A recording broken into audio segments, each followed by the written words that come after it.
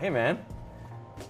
Thank you for doing this with us today. You guys are like the biggest unknown for me in this whole thing. Most of the other folks involved are, very short degrees of separation in terms of someone I've met before, someone I've, so it's exciting when somebody comes along whose work I don't know, and it's exciting when they get, especially if they get to this stage of the game. You guys are in the finals. This is kind of huge. Yeah. Yeah, it's very exciting. You make us laugh. Yeah, we try to. It's something that I've always wanted to do, and I've had an interest in writing scripts for a long time, but I never really had the framework for it. Yeah. So this is a good vehicle for that sort of interest. My questions for you will be different than some of the other creators. How did you find out about? How did you come to this? So I've worked at Thought Cafe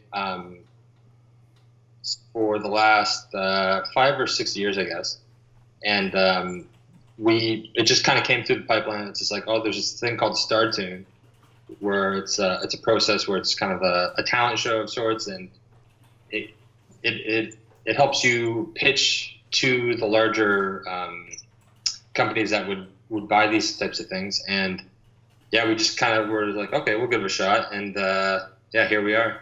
And what's the deal? Like Thought Cafe, I don't really know much about you guys. I'm just out of curiosity. What kind of a shop is that? We work mainly on educational content. So one of our big shows that we work on is called Crash Course. Mm-hmm. And so I got hired at Thought Cafe in 2011 to start doing the animations for the show. And it was hosted by the guy who wrote that big teen movie, teen/book called The Fault in Our Stars, John Green. Okay. So he founded Crash Course, and he was the host for the show for a while, and kind of comes in and out every so often. Cool. But yeah, now we have over 6.3 million subscribers, and we're used in classrooms everywhere. It's crazy. It's amazing. It's amazing. Where are you based? In Toronto. Yeah, but whereabouts? Right near Trinity Bellwoods, south, like Queen and Niagara. Okay, so we're neighbors. Oh yeah. Yeah, we're over in Parkdale. I'll come and pop by. I'd love to come and check out what you guys are doing. That's amazing. But it's your show, it's your idea. Yeah. And they're supporting you through it. Yeah. So they're gonna join in on this round, and because at first it was just kind of like everyone, it was kind of an unsure project whether or not we had the resources to really invest in. Yeah. And yeah, here we are. So coming into this, so you yourself, your background, are you an animator, or are you? I went to Sheridan College for illustration, and I graduated in 2011, and I started while I was still in school. I started to get into motion graphics just because I knew there's more work. Yeah. So I still have a hard time calling myself an animator, but yeah, I got into animation in that sort of slow trickle type of way. Yeah, and growing up, were you a cartoon kid? Were you?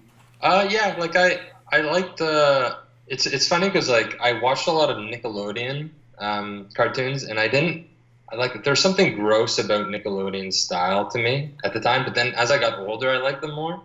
But I grew up watching Rugrats and what was some other Rocko's Modern Life and that kind of era, right? There's the Estonian influence on those cartoons. If you go back and watch the Estonian animation over the years, there was a strong influence of really cool weird indie animation that influenced a lot of what they were doing at Klasky Csupo. Klasky Csupo was responsible for a lot of those shows, and that's they even Duckman, which was adult, still was part of that. It was a different era of animation, right, where there was a lot of weird shit, and that seems to you seem to be carrying that torch. So and I think too, a big influence on this my personal style is just internet culture, and just kind of the Flash. There's that Flash wave of all those online kind of E-Bombs worlds. I love those back in the day. Now obviously it's different. It's kind of more on YouTube, But with Crash Course, like making Crash Course, I kind of hope to contribute to it in some way. Nice. So yeah, so coming into this final challenge, how are you feeling? I feel pretty good. So for the first few challenges, it was basically like I was basically doing it all by myself. This time I'm actually going to bring in other Thought Cafe members, so we're kind of using the full tool set here now, which will be good. It'll be, I think you guys will enjoy it.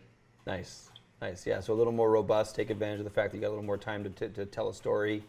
Yeah. And that seems to be what the judges' feedback is. You know, like you've made them laugh every step of the way. Now show us what the show would be. Yeah. And again, I think that's how we've set it up. I think that's like because last year we had a lot more variation in terms of some people were really getting into more episodic stuff even earlier on. Yeah. And we tried to gear it more towards like let's hit the characters, let's do these various things, and then you've got this one to really do it. So you're fairly confident about execution? Yeah. It's slowly coming together, but we're just beginning it right now, and that should be good. Yeah. What have been your biggest challenges with this? Like I was saying, I always wanted to try to do something like this, and to actually do it, you realize the difficulties of it. It's like, I think one of them for me personally was like, what do they sound like? It's like, well, they could sound like anything, and then that kind of affects the way that you write the character, and it all comes like it's all very kind of front heavy loaded, I guess. Yeah. Or you need to figure these things out right at the beginning. And like you can tweak it obviously, but there is that sense of free fall. It's a creative free fall, and you just kind of have to land where you land and kind of keep going. Yeah. A lot of what sparked the judges was was the voice work that you guys are doing, the funny voices. How are you the voice of? Yeah. So I wanted all of them to kind of have like a southern accent. And the reason for that is, one thing, I think it's just a good comedic accent to do. And I think it actually goes back there. There's a podcast. Did you ever listen to the podcast S-Town? No, I don't know. So it's a really good podcast it's a story. I think it's by the guys who did Serial, and there's a character in it who's the main character, John, and he says he's a Texan guy, and he says Hazan. He's like, there's some guy named Hazan, and I made a mental note. I'm like, I'm going to use this for something, but I don't know what. And then like a few months later, Startoon came. I'm like, okay, maybe I'll use the Hazan. I'll use that sort of twang. Because I don't know, there's something about saying Hazan with a Texan accent that was kind of cool. My brain keeps making me say Hazan. There's no difference really. It's just the accent kind of. Yeah, but it does. It shifts the pitch of the whole thing. It shifts the feel of it. So how did you? So that's how you landed on that. Yeah, it was basically a mental note, and I went back to it, and I think it felt good in a dust type of world, because it kind of throws it back to the Western kind of feeling, and I don't know, there's something that just worked well with it. Yeah, well, I mean, it's clearly working. You're making people laugh, and that's hard. It's nice when it just kind of comes from someplace. It's kind of natural. I get the impression that it's kind of like this is just kind of spewing out of you. You know. Yeah, there's a lot of improv. There's a lot of kind of rambled cuts that I would like. It's a shame because like there's so many funny ones that I like, but it just didn't make sense. But hopefully I can throw them back into the script somehow. Nice. How do you like when that mic comes out? Like, are you in the room? You have to go and hide in the closet and do it, or? Yeah, like I don't know. I probably prefer just to be by myself, but like I was saying, I always had this interest in this type of thing, so I'm just like I got to do it at some point, right? Right. Just get over it. Yeah, but it helps when you have like a beer or something, just to loosen up the vocal cords. Yeah, it's not a bad thing. Have you seen the Drunk Rick video? The one with Justin Roiland? Yeah. Yeah, it's pretty good. Eventually, it is no longer usable, but there's a certain balance point there with just enough alcohol to get the right recording. Yeah, I didn't go full Justin Roiland, but who knows? No belligerent voice records. Yeah. Probably for the best. Probably for the best. How do you feel about your competitors? Like I was sort of surprised that Hazan did make it, just because in terms of production, like the production was much stronger on other ones. So that was my biggest worry, where it was just like, I didn't know, like in particular, Yen and Yak was really. The lumberjack one was also very good.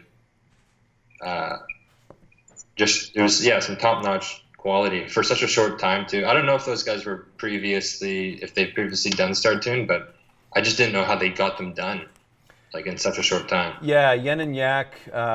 Sean was part of Sean pulled out he was in it for a little while last year, and he brought on. He worked in partnership with somebody so that they could execute a little, like keep the animation quality there. So he brought on a partner this year for it. Lumberjack, I think it's just somebody who, it's what we're seeing, like even Pepper Monterey, these are guys who are animation supervisors and stuff like that. Like the animation's not the challenge for them. It's the other stuff that's the challenge. It's figuring out what has to go into it, but the execution is not always as big a deal. Whereas for other people who are kind of newer coming into it, everyone's got a different skill set, right? Yeah. And it was interesting in that last round of feedback, talking about like the three of you guys, because Freako's its own thing, man. Freako comes in, it's got the wild card vote, and I think it's amazing that Freako has done what it has in terms of what the judges tend to disregard it because it's just, we identified early on that it's a hard fit for 6 to 11. But at the same time, that creator has done such a great job of communicating all the things they need to communicate to tell you what their show is. Because there's not the right kind of show. And you three guys, all of you, like they identify clearly Pepper Monterey, the production quality is outstanding, and so it sells that way, and the jokes sell based on it's easy to see it. Harry and Shelley, the writing is there, it feels like a show, all that kind of thing, but we'd love to see a little more lip sync. And Hazan, you make them laugh every time, the voice acting is fantastic. Like it's all three of you have very different strengths. And now we get this opportunity to see just how it all comes together, and that's a ton of fun for me to sit here and know that I've got these 4 cartoons coming, and that this is the first time we'll see them all, potentially fully realized. So I don't know, it's exciting. It's a lot of fun sitting at this end. I know you guys have a lot of work ahead of you the next couple of weeks, and I get to sit back and wait for the cartoons to arrive.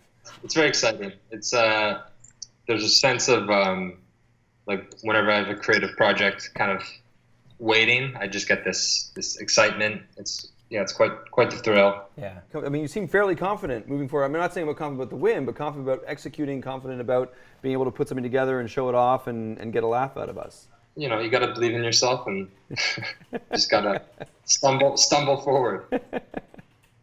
All right, let's keep stumbling. Dude, thank you so much for taking a few minutes with us. I'm definitely going to come and have a visit at some point and talk to you. Of course, the final's coming up. I think you're our only creator who is Toronto-based. So, really? So for the finale, we'd love to have you in-house over at the YouTube space. Come and join us and be there while we do this whole thing. Yeah, that's amazing. Thank you, man. Good luck. Thank you. Keep us posted. And I guess we'll be hearing from you really soon. Sounds great. Awesome. Thanks, man. Yeah, take care.